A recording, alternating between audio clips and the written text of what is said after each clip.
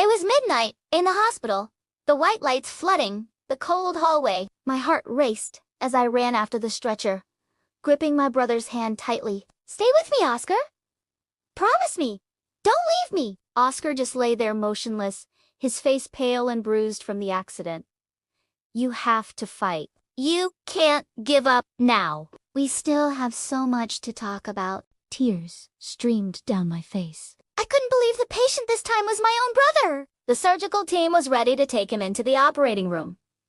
"Doctor, we need to move." "Annie, quick!"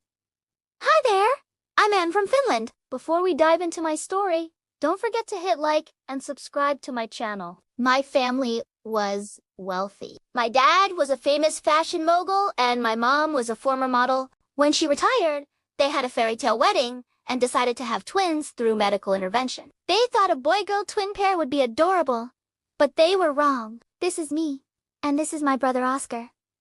And we were unstoppable little devils. Unlike other twins, we didn't share interests, feelings, or any telepathic bond. In fact, we were the opposite. We fought non-stop. Does anyone here get along with your siblings? On the day we were born, we even competed to see who would come out first. My brother always won every race. He learned to crawl earlier, talk earlier, and even ride a bike before me. One day, Mom called out, "You two, go get the mail for me." I was about to run out first when Oscar held me back. "Do you know what your first word was?" he asked. "Was it Mom?" "It was loser." Oscar laughed loudly and ran as fast as he could to the mailbox, grinning victoriously. "I'll always be the one Mom loves more." Got it! Sometimes we went out with Neil, our next-door neighbor, and my brother's best friend. Then came the bike races around the neighborhood. No matter how fast I pedaled, Oscar always crossed the finish line first and bragged about it to Mom. She'd just hug us and say, "You two are the greatest gifts God has given me." And Oscar would pipe up, "But you love me more, right? Even just a little bit more." And so we competed. But still, I loved my brother because Mom always reminded us too. Things changed after a major family tragedy. When we were 17, my mom passed away from a serious illness. Dad, overwhelmed with grief, buried himself in work day and night. Throughout that time, Neil was always by our side. He was kind, gentle, and mature. Neil also encouraged me to pursue my dream of becoming a doctor. "I'll work hard to become a doctor and treat people with the same illness Mom had," I told him. "That's great, Annie! I believe you can do it! Let's work hard together." But Oscar was different. He stopped talking to me at school and seemed annoyed by my very presence. The rivalry turned into a cold silence, and I had no idea how to fix it. Oscar started getting angry with Neil for being close to me. He began hanging out with a bad crowd, no matter how much I tried to warn him. "What do you want, Annie?" I pulled Oscar out of the garage and whispered, "Those guys aren't good people." "Mom wouldn't want to see you like this. Don't bring Mom into this." "I don't need anyone caring about me. Not even you. I can take care of myself." "Oscar, Annie's just worried about you. You have to listen to her." "This is not your business, Neil. You're always nagging me about what to do, just like my annoying sister. Stop telling me what to do, and you're not my friend anymore." Oscar yelled and shoved Neil hard. Neil staggered and fell, his face showing both anger and pain. I'd never seen Oscar so aggressive before. At that moment, the gang members honked their horns and revved their engines, signaling Oscar with their motorbikes. "Now, get out. I don't need any of you." Neil and I helplessly watched as Oscar rode off with the gang. Time went by, and thanks to my excellent grades, I got an internship at a big city hospital where Neil had become a doctor. Dad was so proud of me that he even bought me a car. "I think this is a well-deserved reward for you." "Thank you, Dad." As I hugged Dad, Oscar leaned against the doorframe and clapped slowly. "Guess I should get a reward for having such an amazing sister." "Huh? Where's your competitiveness?" You always wanted to outdo me? Huh? Everyone has their own life. Dad, I want a new car, too. Dad had no choice but to hand him a black card or he'd never hear the end of it. But Oscar didn't stop there. I came home to find a bunch of luxury cars parked all over the driveway. As I opened the door, A banner reading, "Living the Life," greeted me. Oscar was throwing a house party. Yo, my awesome little sister is home. Come here. Before I could react, Oscar pulled me onto the stage, put his arm around me, and started blabbering. Clearly, he was drunk. Everyone, meet Annie, my twin sister. Oscar, stop it. You reek of alcohol.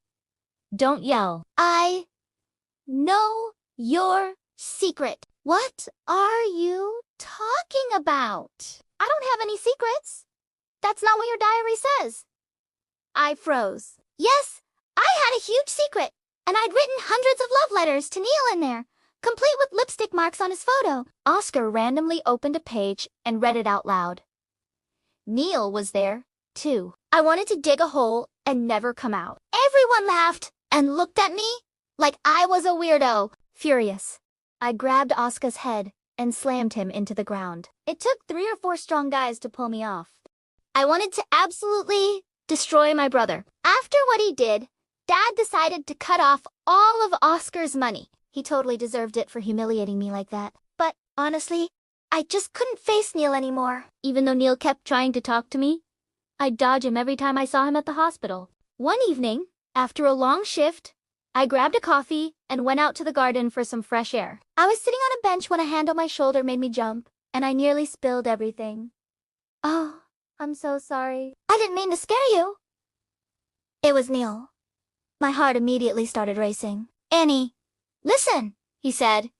What Oscar did was terrible, but I need you to know something. I've liked you since we were kids, since the first time I saw you in that princess dress. Remember? That feeling never went away, Annie.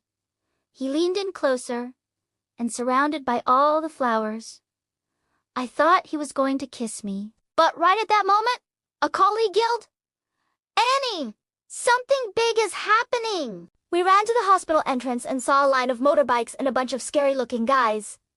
And leading them, Oscar! I'm here for some money, he declared. Money? If not, I'm not sure you'll be able to keep working here.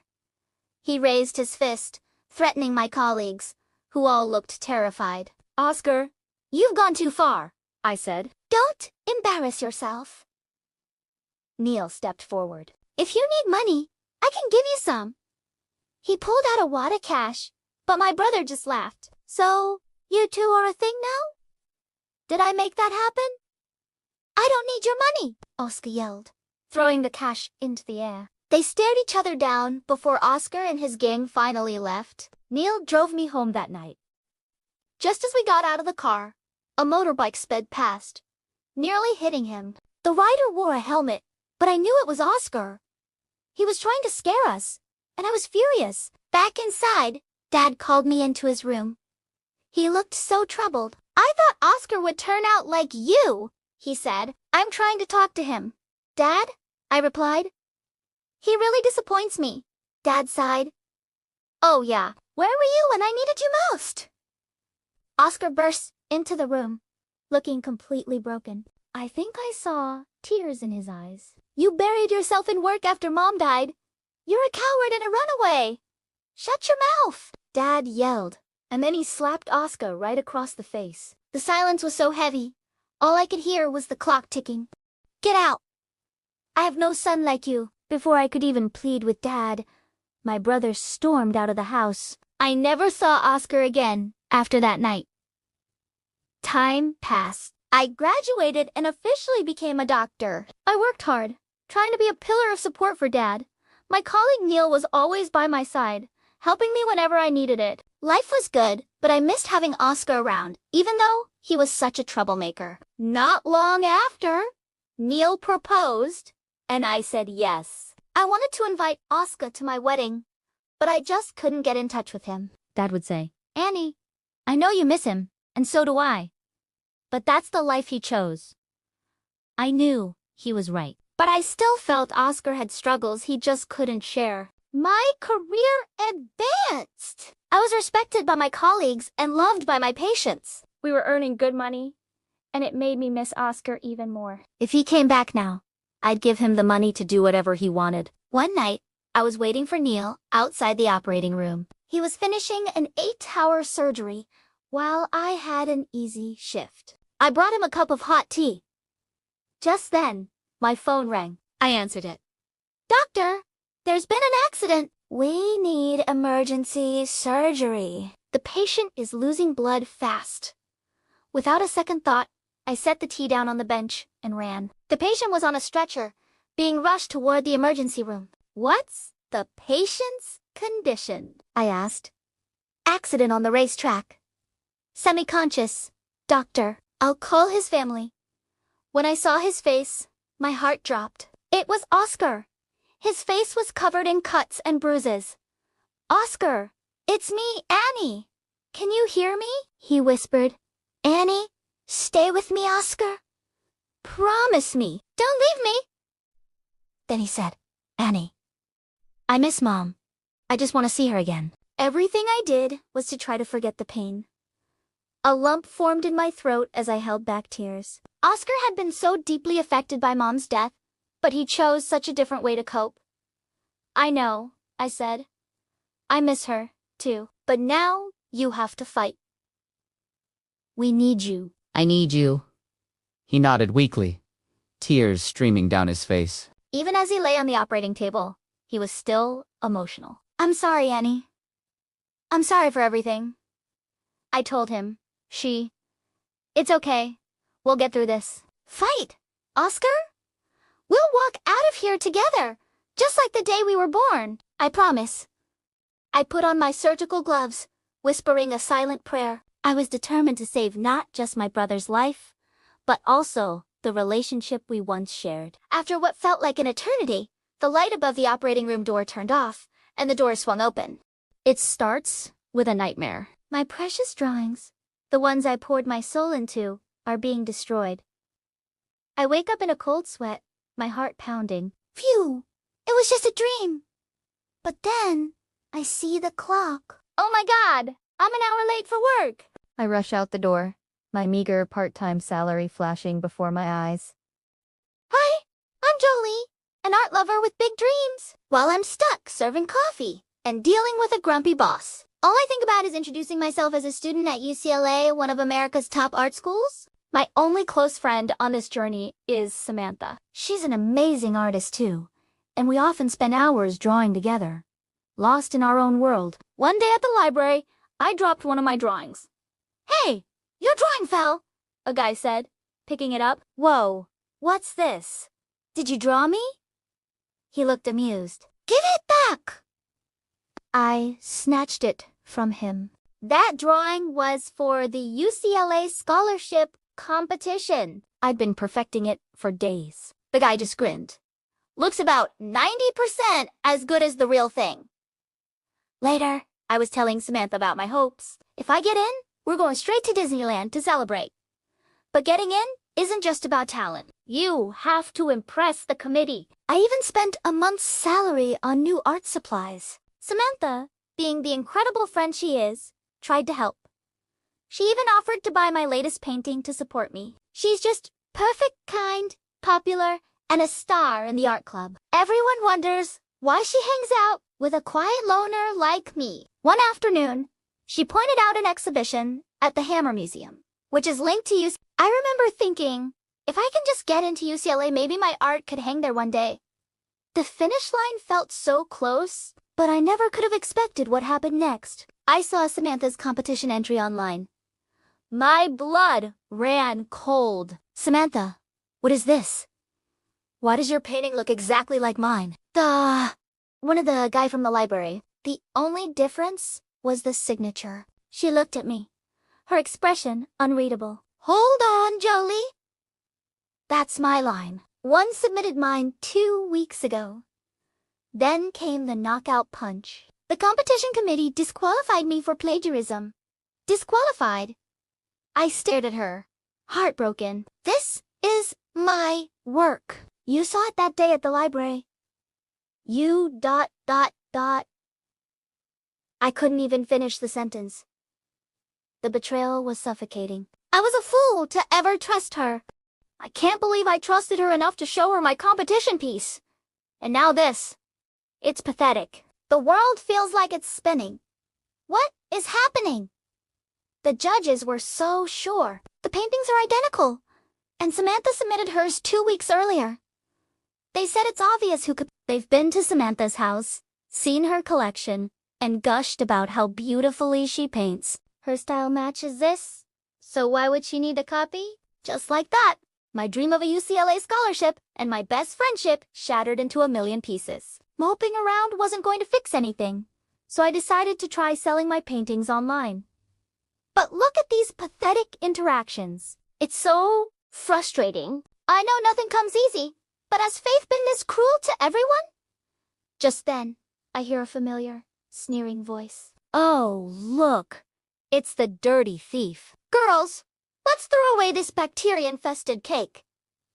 I might puke if I accidentally eat it. I tried to stay calm. Don't waste it. I haven't touched it. You ordered it, so you should eat up. Also, I have a name. It's Jolie, not a thief. She smirked. Fine. Jolie, the thief. Didn't your boss teach you proper customer service? Or do you not want to work here anymore? Suddenly, a guy stepped in. His name was Kai. He thanked me for helping him with some books in the library the other day. I'd left so quickly he didn't get a chance to thank me properly. He just kept talking about his projects, giving me a way out. I was so relieved. After that, Kai and I started getting closer. The rumors at school about me copying Samantha's painting didn't stop, but I was too exhausted to fight anymore. Then, my bad luck took a turn for the worse. A shady man approached me. Jolie, Impressive Painting Replication Act. He'd seen my copy of Samantha S. work and was impressed by the 97% similarity. He had a lucrative offer. Replicate a famous painting worth $50 million from the Hammer Museum. We'd switch it, sell it, and split the profits. I was terrified. These guys were criminals. I ran as fast as I could, but they chased me. Ouch! The pain was sharp, and then darkness. I woke up staring at a blindingly white hospital ceiling, feeling so groggy. I tried to rub my eyes, but my right hand wouldn't move. My hand? What happened to my hand? The doctor's words hit me like a ton of bricks. Your hand was severely injured in the accident. It needs careful treatment to recover. No. I'd already lost a scholarship and my only friend. And now, my hand. The one thing I needed to paint. Was everything truly gone? And now, even my hand. Could it get any worse? Hi, Jolie. Go away. Don't waste my effort climbing up here. It's dangerous, you know? Finally, woke up the Sleeping Beauty. I thought you were waiting for a kiss. You're awful. He wouldn't leave. So I just let him be. Kai told me how he'd been following me all this time, from our painting sessions in the library to when the rumors of me being a copycat hit me. Seeing you dedicated to your art gave me so much strength, Jolie. I was about to give up on my dreams, too. But your perseverance taught me a valuable lesson. But now I can't even draw anymore. You'll draw again once your hand heals. But what about the blackheads? They've been terrorizing me. Jolie, listen. Don't keep yourself locked away. Fight them. I'll help you. The fateful day arrived. The Blackheads gang summoned me to the rooftop. This is for you. A penciled sharpener knife? Use it a lot from now on. They're here. Kai's right. I can't let them hold me back forever. I have to keep drawing. Keep earning money for UCLA. I will fight. Finally decided to show up with your useless life. Now, what about that messed up hand? We can't delay our plan to switch the painting for too long. Before they could react, I sprang into action. Everyone! Look! This is the face of the Blackheads gang leader. These rotten criminals. Jolie, watch out! We did it. With this live stream as evidence, just hand it to the police, and the Blackheads are done for. Jolie, help me! That familiar voice. It was Samantha. The Blackheads planned to use me as backup if you couldn't copy the painting. You're the one who copied Jolie's painting to take her place. Have you no shame? Please, Jolie, I was wrong. We were best friends, weren't we? Great. Since you're such close friends, why don't you all burn together? Ready, kids? Not yet, you jerk. Ouch! It's all over. We handed over the live stream evidence and the gang leader to the police, and the blackheads were quickly arrested. Samantha did, as she promised. She confessed everything during the UCLA enrollment ceremony, and her scholarship was instantly revoked. The fake stories about me being a thief disappeared. Jolie, I'm sorry for everything. Thanks for telling the truth. That's all I needed. Goodbye. Later, I found something. What's this? Drafts. For a story. It turns out Kai's passion was writing. I've been pursuing this for years, but got nowhere, he'd told me. I hadn't written much, and yet he was the one who encouraged me to never give up. I was drowning in part-time jobs until I met Jolie. She said, Kai, I have an idea. Let me illustrate your brain, children. I took a chance and illustrated my story about us, posting it as a series on Instagram. Believe it or not, it went viral. An art supply company contacted me for advertising, and even a publishing house reached out. Jolie was ecstatic. Looks like you're about to be famous, huh? I just smiled and said, no, we are. This whole new chapter of my life started because of a painful goodbye. No, Ben, don't go. I screamed, clinging to him. Let go, Alexei! It's dangerous! Ben pleaded. I couldn't give up. I didn't want to leave him. Suddenly, I felt myself being lifted off the ground. The helicopter! Let go, girl. We're about to take this bird up high. A voice boomed. Panicked, I let go and tumbled to the ground. Phew. They were just messing with me. With no other choice, I looked at Ben. You better not forget me. He gave a small smile. Ben, chill. I'll be back for Christmas. We'll hit up Raven Village and ride reindeer sleighs. I held on to that promise, but I never knew which Christmas he meant. You see, I'm an orphan raised in Helsinki. Ben was my only friend, my only family. Then, an American lady claimed to be his birth mom and took him to the States. I was happy for him, truly, but I was also completely alone. After he left, our messages became less and less frequent until one day they stopped. For 3 years, I missed him every single day. Then, a miracle happened. While scrolling online, I saw his face. Oh my God, Ben. Which Ben? The hot actor. His name's Jay Simmons, my friend said, confused. It had to be a stage name. He looked so skinny, the jerk. You knew him from childhood? No way. He's American, she argued. Then, a video played. We're heading to Finland soon for a movie shoot. Can't wait to meet all our fans there. It was him. After 3 years, he was coming back. And Christmas was just around the corner. He was keeping his promise. I immediately searched for Jay Simmons, a 28-year-old American actor who just debuted. No other bio info. It was weird. He seemed so different. But that face? How could I be wrong? The only way to know for sure was to meet him. The day of the fan meeting arrived, and my heart was pounding out of my chest. It was finally my turn. I stepped up, waiting for his eyes to light up with recognition. Instead, he just smiled politely and asked, "What's your name?" I was stunned. Sorry. You're really asking my name? Yeah. What message do you want with the autograph? Was he joking? I couldn't even speak! Before I knew it, I was being ushered away. Thanks for coming to the fan meeting today. What just happened? It was like he had amnesia. Impossible. I couldn't just leave like this. I turned and ran back towards the stage. Ben, you can't go. Ouch. That hurt so much. Ben, just answer me. What have you been doing in the States for 3 years without contacting me at all? I've waited for so long, and now you're acting like you don't even know me. Oh, the fan from earlier. Are you okay? I'm perfectly sane. You're the one who needs to get serious. I have no idea what you're talking about. There's no Ben here. You've got the wrong person. How could I be wrong? We've been together for 13 years. No matter how much time has passed, I'd know you anywhere. He just looked at me and said, I'm Jay. Sorry, but I'm not the person you're looking for. How did things turn out like this? There must be some mistake. I immediately set out to get close to this J. Simmons. After digging through his die-hard fan accounts, I found a sneaky photo of him at a convenience store. It wasn't hard to track down the address. He was alone, dressed down, even wearing flip-flops, so he must live nearby.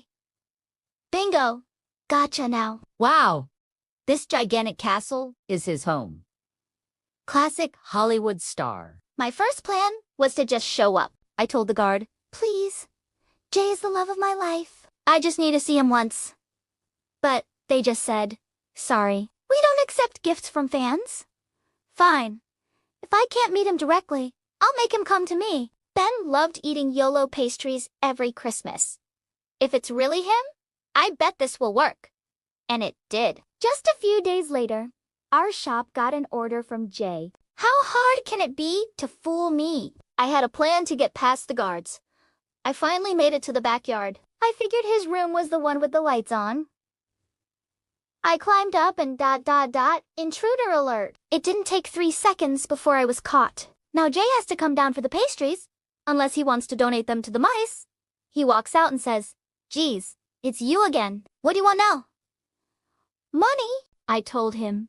No, not at all. Sorry for making things awkward. I'm just trying to find the truth. I lost contact with my friend Ben 3 years ago. I'm an orphan. He's the only family I had.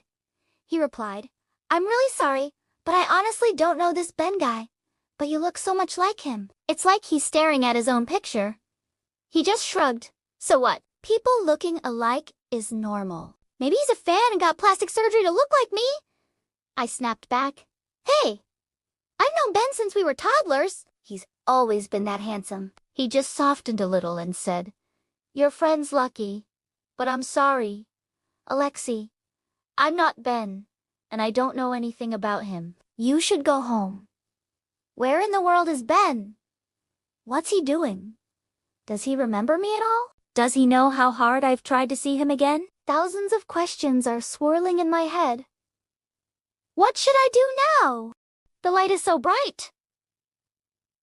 Is this heaven? And this bed, it's huge and incredibly comfortable. Yep, definitely heaven. I feel so relaxed. Wait, a voice. You should leave. Oh, okay, not heaven. I'm in a famous actor's room. On his bed? How did I even get here? Let me think. I brought pastries for Jay. We talked about Ben. And then right? I got soaked in the rain and passed out. So? Sorry, Jay, for being such a bother. I'll just get out of your hair now. Was the YOLO Torto good, though? He said it wasn't bad. Okay, good enough for me. Thanks for letting me stay. I feel a bit hopeless. Maybe I should stop pushing him. But just as I'm about to leave, he grabs my arm. Wait, don't go. What's happening? Why is he locking the door? Let me out. She'll be quiet. I'll explain later. Then I see her. A woman, dressed very elegantly, walks in. Who is just in here? No one, Mom. Just chasing a mouse. A mouse? In this house? She says, it must be a big one. The tension is so thick you could cut it with a knife? Eating junk again, she scolds him. Get ready for tonight's schedule. Well, his mom is intense. Once she leaves, I pop out. Your mom seems... strict. Are you okay? He just says he's fine and apologizes about the pastries. Seeing that sad look on his face, I start to think, maybe I can't find Ben right now, but becoming friends with Jay. That doesn't sound so bad. Of course, befriending a celebrity is never that simple. The next day, I see the headlines. Rising star's secret girlfriend in Finland. Oh no, the paparazzi must have been snooping around his apartment. How could I have been so careless? I'm so worried about him. It's been days since I visited, and he hasn't ordered any more pastries. But just when I'm losing hope, a miracle. A car pulls up outside my part-time job. Who are you? What do you want? It's me, Jay. He looks so tired. Are you okay? He tells me he's heading back to the States tonight and wanted to say goodbye. It's a bummer, but I've started to accept he isn't Ben. But hey, a future Hollywood star is here to take me on a date. With Christmas just around the corner, I ditch the cliché 5-star dinner idea and drag him to the Helsinki Christmas market. Are you nuts? It's crowded.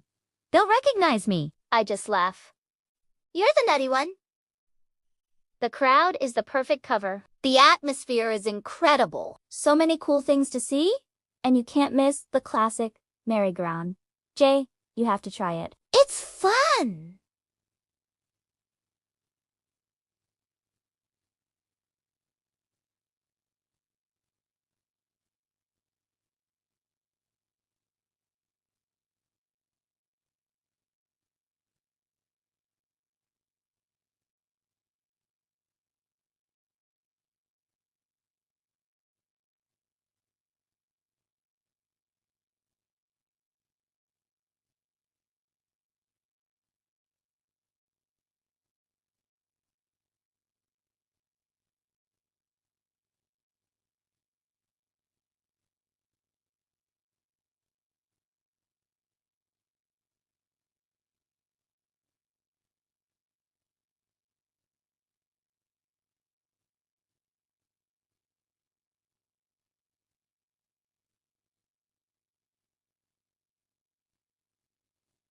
He's so nervous about being spotted. The snow starts falling heavier as we share a plate of hot fries and herring. It feels...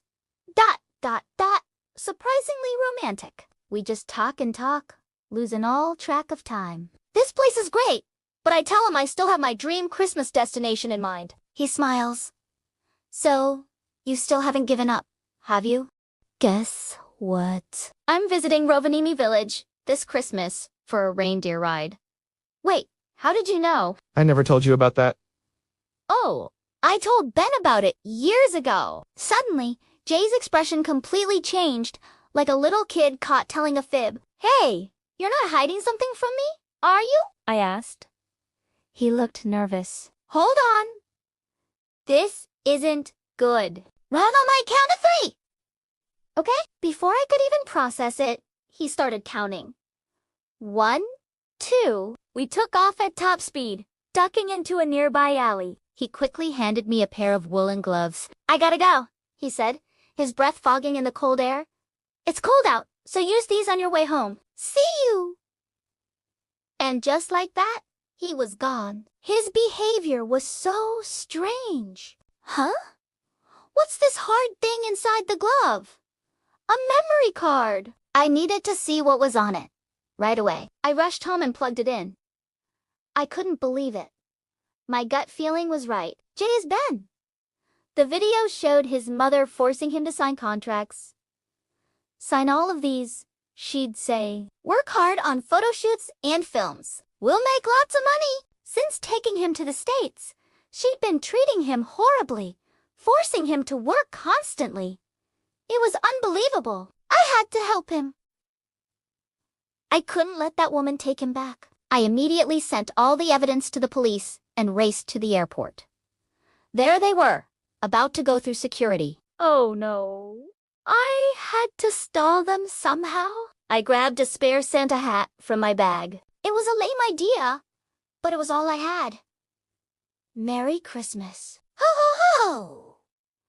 I boomed, Stepping in front of them. I looked at Ben. Such a handsome boy. You deserve a special gift. A trip to my Rovaniemi village?